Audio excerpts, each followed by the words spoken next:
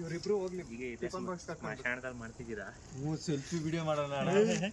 ಗುಟ್ಟೆ ಮೇಲೆ ಹೋದ್ರೆ ನಿಜ ನ್ಯೂಸ್ ಬರ್ತದೆ. ಶೀತದಲ್ಲಿ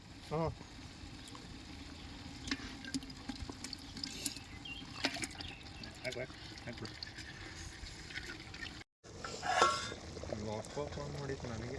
ಏನಂತ? ಏನೋ ಜೋರಾಗಿ ಸೌಂಡ್ ಕೇಳಿಸ್ತಾವ ಆ ಕಡೆ.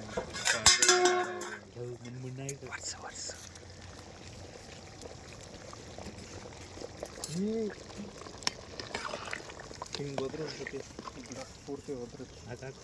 ಮುಂಚೆ ಎಲ್ಲ ಓದಿದ್ರೆ